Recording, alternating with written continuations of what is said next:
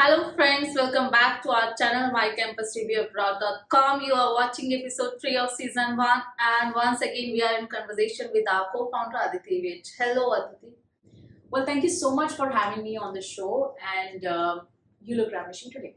Thank you so much Aditi. So in today's episode we'll be discussing on why and who should appear for GRE. तो basically ये कौन से students देते हैं and उन students को ये देना जरूरी क्यों है GRE?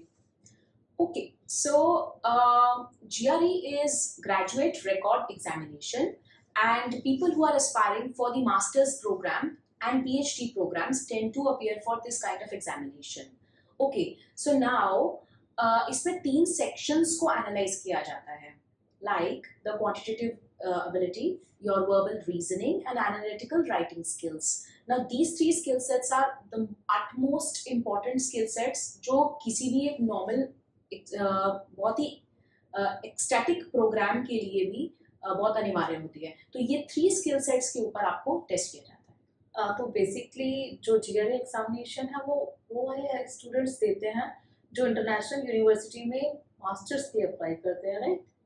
वेल हाँ, दैट्स ट्रू।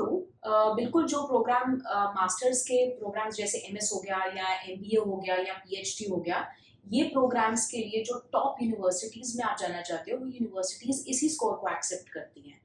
अब ये कहना गलत भी नहीं होगा कि एक डाइवर्स ऑप्शन के लिए ये कोर्स प्रोग्राम एलिजिबल है, तो आप नॉट ओनली MBA बट आप अदर प्रोग्राम्स के लिए भी इसको यूज कर सकते हो, but definitely depending upon the acceptance of the university. तो क्या ये जो एग्जामिनेशन है GRE, जैसे कि आपने बताया पिछले क्वेश्चंस में, केवल साइंस और इंजीनियरिंग स्टूडेंट्स को देना चाहिए या और भी फील्ड के एस्पिरेंट ये एग्जामिनेशन दे सकते हैं?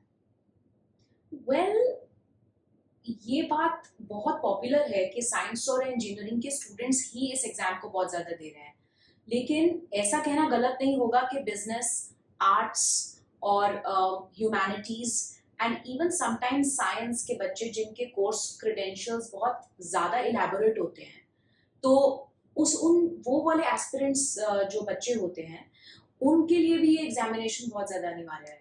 So my suggestion would be that going for one particular program, which is, I mean, taking a GMAT or something like that, but going for an MBA program also sometimes requires to be having a GRE score, depending upon the university.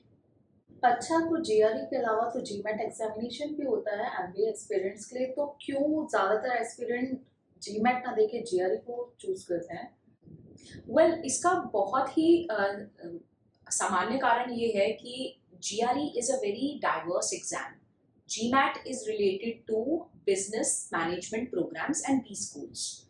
GRE exam के बीच में कोई भी course profile या course programme ऐसा हो जिसके अंदर बहुत थिन लाइन है, जैसे कि अगर रिन्यूएबल एनर्जी का प्रोग्राम है और उसकी मैनेजमेंट की बात हो रही है, तो वहाँ पे GMAT इतना गुड एग्जाम नहीं है टू जस्टिफाई कि बच्चे की नॉलेज कितनी है. So GRE comes into the picture, and that is why those universities which are top universities prefer GRE over GMAT. So aspirants में GRE popular क्यों है? क्योंकि obviously और course programs के भी options खुल जाते हैं उनके लिए. तो ज़रूरी नहीं है कि अगर बच्चे ने या एक प्रोफेशनल ने एक कंसल्टिंग प्रोग्राम के लिए जाना है तो वो GMAT के लिए जाएगा, लेकिन अगर उसने मल्टीपल फील्ड्स या डाइवर्स फील्ड्स में जाना है तो वो GRE के लिए जाएगा.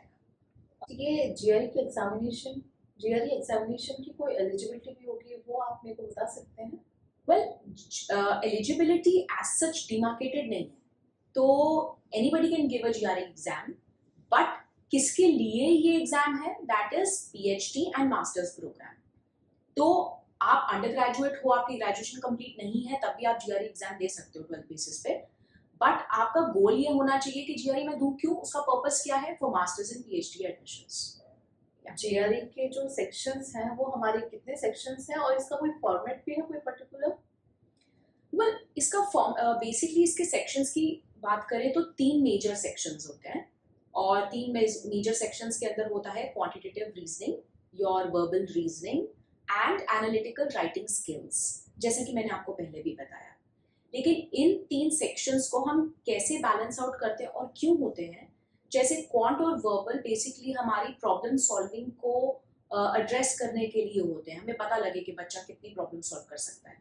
और एनालिटिकल राइटिंग स्किल्स इस वजह से होते हैं कि बच्चा या एस्पिरेंट अपनी बात को जिस टाइप से वो इतना वास्ट सोच पा रहा है, क्या वो उसी इम्पैक्ट के साथ उसे पुट फोर्थ भी कर पा रहा है या नहीं।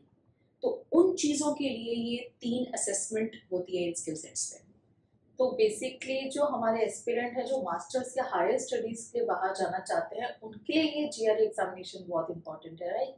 वेल बहुत ज़्यादा इम्पॉर्टेंट है और इससे आपको एक एज भी मिलता है कि आपकी प्रोफाइल इतनी स्ट्रांग हो जाती है और आप डेफिनेटली टॉप बी स्कूल्स में और अदर टॉप यूनिवर्सिटीज़ जो कि टॉप क्यूएस रैंक यूनिवर्सिटीज़ हैं उसमें पढ़ भी पाते हो।